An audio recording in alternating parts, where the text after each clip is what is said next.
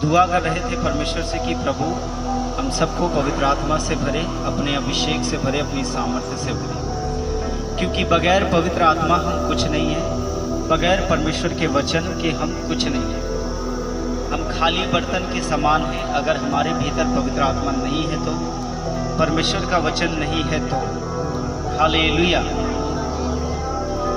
जिसके अंदर पवित्र आत्मा नहीं है वो परमेश्वर का काम नहीं कर सकता है, और जिसके अंदर पवित्र आत्मा है वो आसानी से परमेश्वर का काम कर सकता है। उसको कोई भी काम करने में आसान होगा क्योंकि पवित्र आत्मा उसकी मदद करता है। लेकिन अगर पवित्र आत्मा नहीं है तो उस व्यक्ति को कोई भी काम करने में कठिनाई होगी, संघर्ष होगा, क्योंकि सहायता करने वाला हमारे अंदर अगर नहीं है तो कठिनाई होगी ही, क्योंकि सहायक हमारा है ही नहीं। और जब सहायक नहीं है तो हम खाली बर्तन के समान हैं, और सहायक है तो हम खाली बर्तन नहीं, भरे हुए बर्तन हैं। ये शरीर हमारा क्या है? क्या है? ये बाइबल कहती है ये शरीर हमारा पवित्र आत्मा का क्या है? मंदिर है। परमेश्वर ने कहा तुम मेरे लिए कैसा भवन बनाओगे? मैं हाथ के बनाए हुए घरों में नहीं रहता हूं। तुम्हारा शरीर ही मेरा मंदिर है।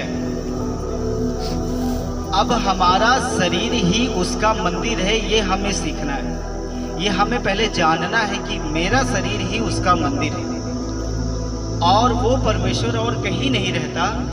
वो मेरे शरीर में ही रहने के लिए चाहता है कि वो मेरे शरीर में ही रहे, क्योंकि उसका मंदिर मैं ही हूं। मैं कौन हूं उसका? बोलिए, मैं परमेश्वर का मंदिर हूं, और परमेश्वर मुझ में रहना चाहता है। अब हम परमेश्वर के मंदिर हैं और परमेश्वर हमारे अंदर रहना चाहता है, तो परमेश्वर है पवित्र, परमेश्वर है धर्मी, परमेश्वर है सामर्थी, सबसे बढ़कर वो पवित्र है।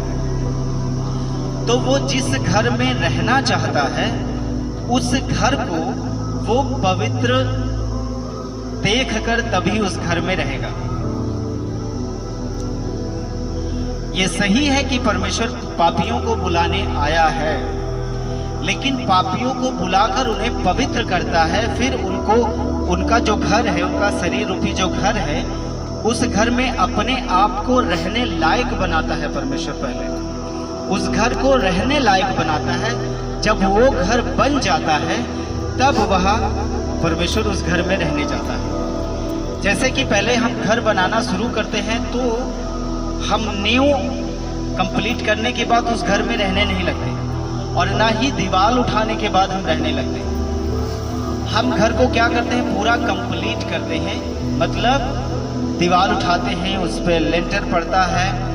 पूरा कंप्लीट करने के बाद उसको फिर साफ सफाई करने के बाद सब कुछ सही हो जाता है। फिर उसमें हम क्या करते हैं? रहने लगते हैं। फिर हम उसमें रहने लगते हैं। क्यों? क्योंकि हमारे रहने के लिए रहने लायक वो घर बन चुका है, वो सही हो चुका है। अब हम उसमें रह सकते हैं। उसी तरह जब परमेश्वर इस घर में रहना चाहता है, जब परमेश्वर इस घर में आना चाहता है, तो इस घर को वो भी चाहता है कि वो रहने लायक अपने आप को बनाए। अगर वो इस घर में आना चाहता है तो वो है पवित्र। अगर इस घर में पाप है, गुनाह है और पवित्र आत्मा की उपस्थिति नहीं है तो परमेश्वर इस घर में नहीं रहता है। इसीलिए वो चाहता है कि पहले हम इस घर को रहने लायक बनाएं कि परमेश्वर आ सके। अगर परमेश्वर इसमें आना चाहे तो उसको आने में कोई झिझक ना हो कि अरे मैं इसके घर में जाऊं कि ना जाऊं, इसका घर सही नहीं है। तो पवित्र आत्मा जब आपके भीतर आता है, जब आपके जीवन में वो आना चाहता है, तो आपके घर को वो देखता है। आपके घर को वो देखता है, परखता है, जांचता है आपका घर कैसे है। अगर आपका घर सही है वो आने में देरी नहीं करेगा। प्रार्थना होती है तो सब पवित्र आत्मा नहीं पाते, सब तुरंत चंगे नहीं हो जाते हैं, सबके जीवन को परमेश्वर तुरंत छू भी नहीं लेता है, कुछ लोग रह जाते हैं। वो इसी कारण होता है क्योंकि पवित्र आत्मा वो पवित्र है, पूरी तरीके से वो पवित्र है, धर्मी है। वो आपके भीतर आना चाहता है तो वो भी ये चाहता है कि आपका शरीर उसके रहने लायक बन सके, मतलब पवित्रताई में हो सके, तब वो आएगा।